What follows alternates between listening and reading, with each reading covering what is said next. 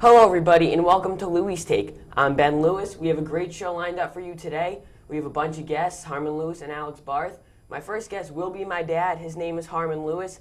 He is on Boston Sports Podcast along with myself. And, all right, Dad, I think we're going to talk a little bit of Red Sox. How are you feeling after this Red Sox-Yankee series? Sox one game up. Not exactly your prediction of the sweep. Well, first of all, thank you for having me on. Thanks. It's fun and pleasure to be here with you. You're welcome. I did have a feeling that the Sox were actually going to be swept this past weekend, and I was pleasantly surprised. I mean, you being the Debbie Downer, you usually are when you're talking about the Red Sox. I thought the Sox were going to come out on top by one game. But, I mean, that first game, not the way expected with John Lester pitching well at all. Even Beckett last night, not very good. So your thoughts on that? I thought it was a strange series. It was, really neither team played that well. Friday night, everybody talked about the matchups, and Friday night was supposed to be the big one for the Sox with Lester going against Cologne, and Lester didn't really pitch like a number one. Cologne actually, I thought, pitched better. Definitely outpitched him, in my opinion. Yeah, and all of a sudden things break the right way, and the Yankees come out 1-0, and when the Yankees go up game one and Lester's already pitched and Lackey is pitching game two, you got to be a little bit concerned. Right, but Lackey kind of pitched better than John Lester. So, I mean, that was a pleasant surprise. He pitched better than CC Sabathia. Right. This could be a very, very big turnaround for John Lackey, in my opinion. I think this could be huge for the Red Sox, especially that game. Carl Crawford had 4 hits and scored 3 times. So, I mean, with those two guys producing, now it looked more like the Red Sox team we all expected to see this year. He certainly looked a lot tougher, and he pitched well. He outpitched CC. But, boy, it was still a struggle. I mean, you could see he was struggling. CC didn't get out of jams, and John Lackey did, and that's the difference maker in the game. It's the first time, really, I think, since Lackey's been here that he has, been in jams and struggled, but been able to get out of them and limit the damage. Even Josh Beckett last night went 6 innings, throwing like 100 pitches. I mean, you can't get that out of your, 2-starter? Right. Again, when you're talking about pitching matchups and, that the Sox have the advantage with a 1 and a 2. If they're only giving you 6 innings and they're giving up 3 runs, that's really not what you want out of a number one. I'd like to see a guy, game 1, Lester knew Sox were struggling offensively. It was a big series. Go 8, go 9. Give up a run or shut them out. Your ace, he's obviously your best pitcher, and sometimes in those big games, you need pretty much a complete game shutout or a 1-run game, and you haven't gotten that from Lester. You didn't get that. You need that from your ace. No, he is not. Again, I think this year his reputation has been better than his game so far this year. I have to agree. All right, now my boy Josh Reddick with the walk-off last night. I've been telling you all along he's my favorite player. Can he keep this up? And if he does, he will definitely be the Red Sox starting right fielder. Hey, you know what? He's been terrific.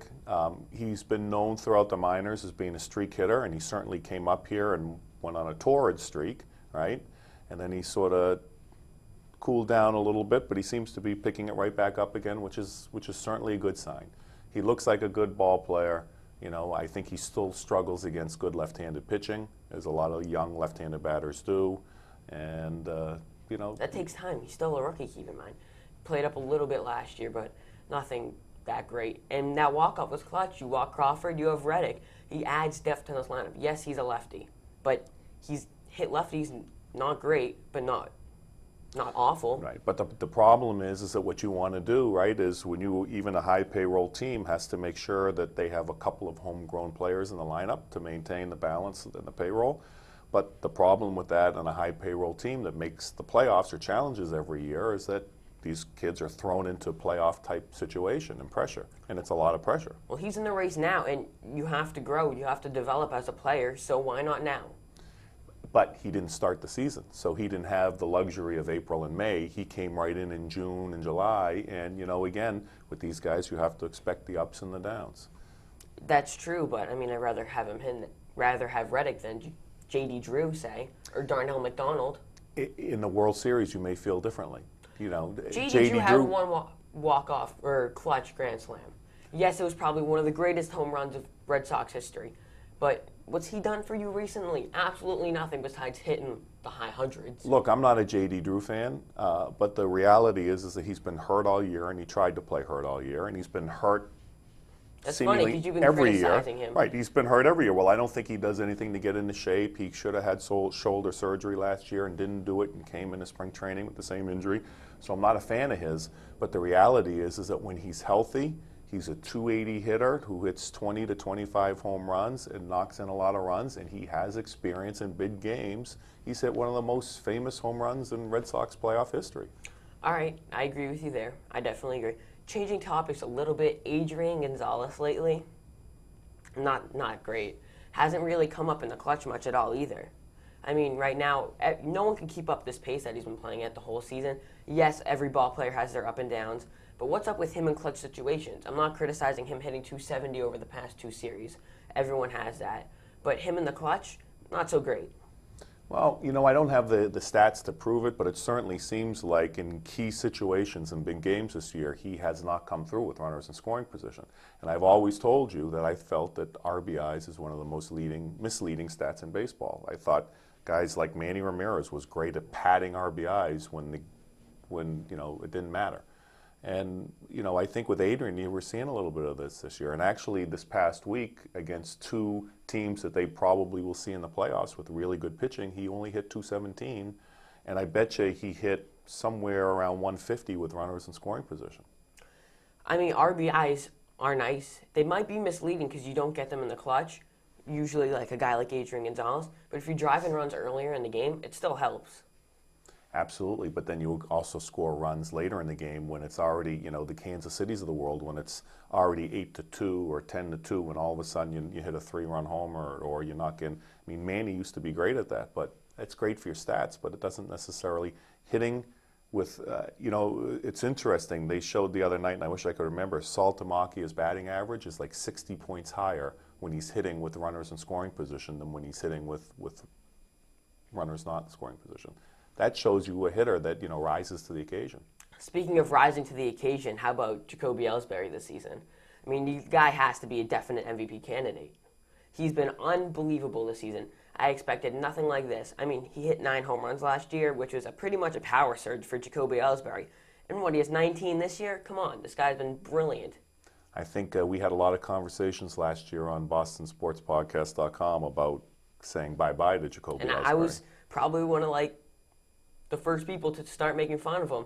Every time touches first base, breaks a rib, and the guy showed he had no toughness. But this year, this guy's probably been the best player in the American League. Batista and probably Gonzalez with the RBIs, but nothing really. Well, Jacoby's been more clutch so far than Adrian, so I would give him the heads. I would give him the advantage. He's not hitting 350. Right, but he's stealing bases and he plays center field. Right. So, I mean, he gives you the whole package. But remember, it's not just us. It's not the sport wannabes and the Castors of the world that missed. How about Theo Epstein? Last year, Theo Epstein, before the injuries, think about it, brought in Mike Cameron, who was 38 or 39 years old, and moved Ellsbury out of center field and put him out of position to accommodate Cameron. So Theo must have thought that Cameron was a better ball player than Jacoby. And that puzzles me because even when Cameron didn't come in, the guy's old, so he's old and washed up. That's all the time we have on this segment. For Harmon Lewis, I'm Ben Lewis, www.bostonsportspodcast.com. Make sure you check it out, guys, and thank you. We're now going over to the Benjis, which is the best plays of the week. And all right, this first play is the pitch to Torrey Hunter. Does hit a bomb, just pulls us right down to left field. But Trevon Robinson, the rookie, making an impact for Seattle. Wow. That is a heck of a catch right there. That's unbelievable. And he loses the hat, so, I mean, that does give you brownie points. That style, you got to love Trevon Robinson's catch right there. Torrey Hunter, not so happy. Trevon, after the catch, said he was kind of afraid to walk by Torrey with that smile on his face. Next play, Sean Markham pitching for the Brewers, makes a sliding play on the bunt. Well on the ground, makes a throw in time. In my opinion, that is an unreal play, and, I mean, that's great. Sean Markham, congratulations, buddy. You are on the Benjis this week. Phenomenal play. Great effort. And that's all the time we have for this segment of the show. We will be back after this break. Thank you, everybody.